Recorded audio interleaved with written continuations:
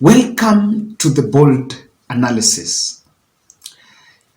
I want to say, for better part of Wednesday, there was this report in the evening that Statehouse staff there was a rule that came out that they must fast, probably starting on a Friday. I don't know if that was a proposal or there was a memo, but according to what the insider, Statehouse insider is leaking, is that it's coming as a rule that they're not going to be served food, or they're not even supposed to carry food to the offices.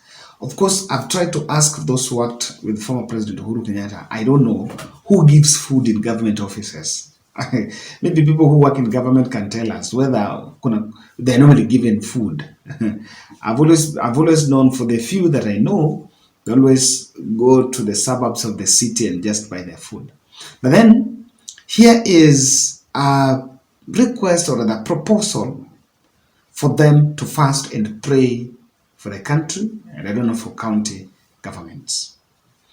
There is absolutely nothing wrong with that, because that's a norm in even in other offices, even if not government. But of course, when I worked somewhere, let me not mention, I realized we had that, and we had free. You decide to do it or not.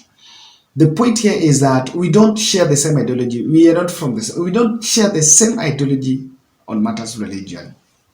But where we draw the line is a statement, or there's a feeling that we have 100 intercessors that we've taken, I don't know, to PSC, another kind of HR, so that they are put in some sort of, monthly stipend because they're intercessors.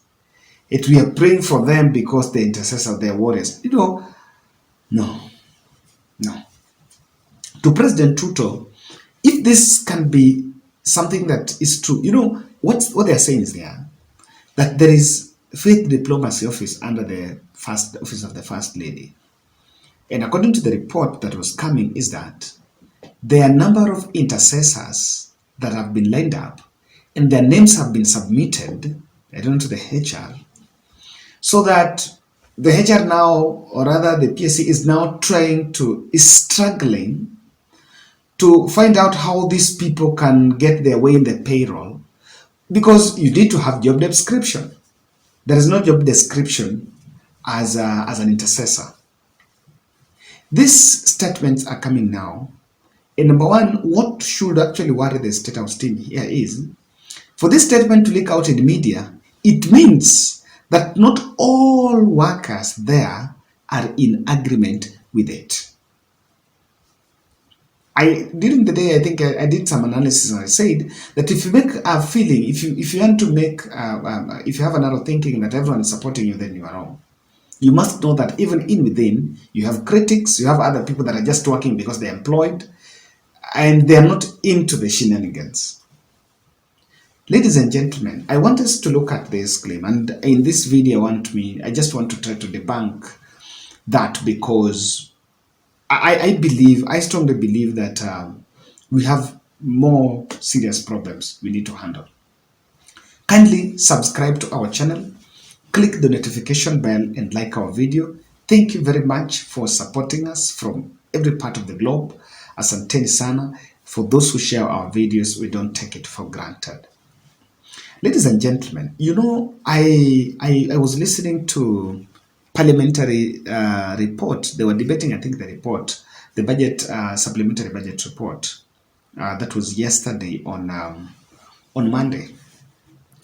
And John Mbadi was putting Kimani Ichung'wah to task to explain why. You remember that statement that Ruto said we want to cut budget by 300 billion. We want to reduce the budget, and he was saying we are going to do it. It's difficult, we're going to do it. So John Mbadi was putting the majority leader, Kimani Ichung'wah, to explain why the 300 billion budget cut has not been achieved. Instead, we've even had a deficit. We have not even reduced it by even 5. Instead, it's even bloated by around 170 billion. And the response, I want just to summarize for you the response, was that if they compare what Uhuru had spent and what they have spent for the last 6 months, even if they cut the 300 billion, they've still spent less. But in the supplementary budget, the 300 billion they spoke about could not be achieved. There is also, the Exchequer is also saying that for the last 2 months, recurrent expenditure, money paid to the employees, has actually doubled. We have a bloated payroll. Our payroll is very huge and is eating into the taxpayers' money. So I just wonder, I just ask a question here. What is the job description of the intercessors?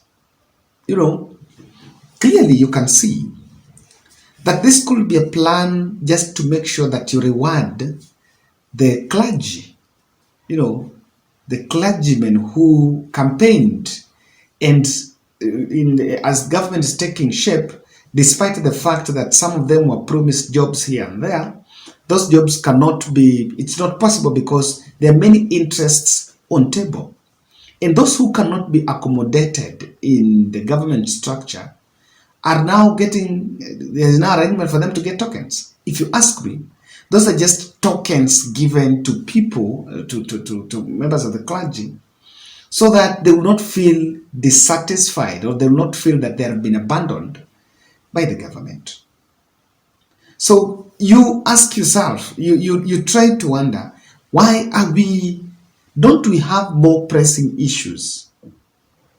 Our recurrent expenditure is a problem.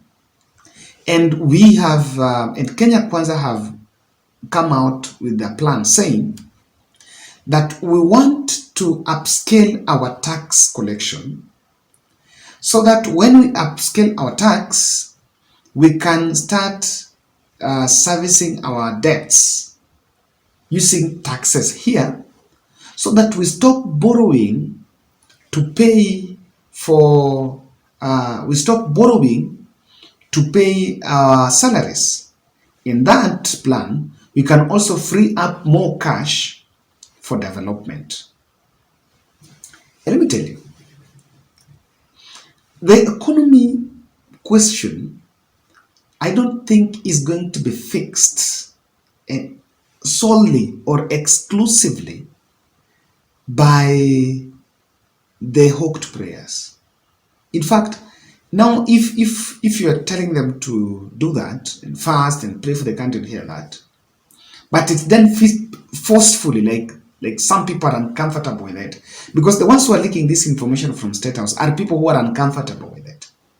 Those who are comfortable, maybe it will not have come out. It will be a household thing and it will be comfortable and no one will be talking about it. But for it to come out in media, the intention is very clear. Someone wants that to become a conversation, and maybe having known that it has been leaked out to the media, some people might avoid it. Yeah, but maybe the plan might be abolished. So we need to create some firewalls. With this information, such leaks coming out, you're tempted to think that even these are some of the reasons why the Statehouse budget is huge. Our expenditure is going to that. Are we going to pay people to pray for the country? Prayer is an essential service where we're going to pay people. We can also pray for the country. But we're going to fix that.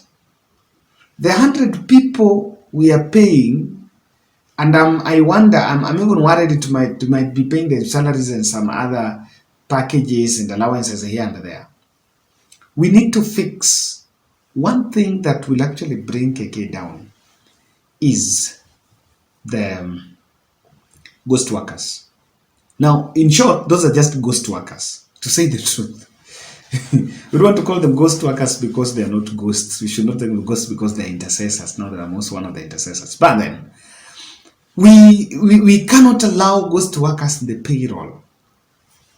How are you going to explain to the Kenyan publics, to the Kenyan citizens that we are paying 100 some people, and we are paying some people on that ground when others are going hungry without food. Aren't we getting our priorities very right? Then it is also about time that, the other day we saw creation of office of the spouse to the prime minister. And I think that of Rigathi Gachagua is also, that one is in the constitution. So the other one was also created. And Kenyans were asking who is funding them, who is funding these offices. The parliament needs to legislate on the office of the spouses. If it's to be there, then it needs to be separated from the executive office of the president, so that if it's getting its allocation, they can create a lot of files. Because, sorry to say, there are some offices that are just having idle cash. Yes, we're just having idle cash. As much as they say they're not extension offices to, I think the office of the spouses to the deputy president, or even that of Mudavadi, needs to be an extension service office where we do projects. Like, you cannot compare. Try to think about what Margaret Kenyatta was doing. Beyond Zero, it was a big on maternal health, But the bunch we have around are now telling us using money to, pay people to pray for the country. Surely, hapo hapana. No. That one, no. You can't get it. There's a way you can try to sugarcoat it. I want to package it, but that is not sellable. It's not a priority to this country. And William Ruto must then understand that some of these things, especially matters of religion, are very sensitive, and they are very divisive, by the way. Is that the direction we're going to take on paying intercessors? I am seeing a lot of politics hidden in some of these things, that we're just playing politics, mobilization here and there. So I don't know what your take. Should we pay intercessors to pray for the and are we sure that everything is happening here is happening because of those? Don't you think that Kenyans, all of us, are praying all day? On this one, we need to be a little bit careful. Let's meet in the next case.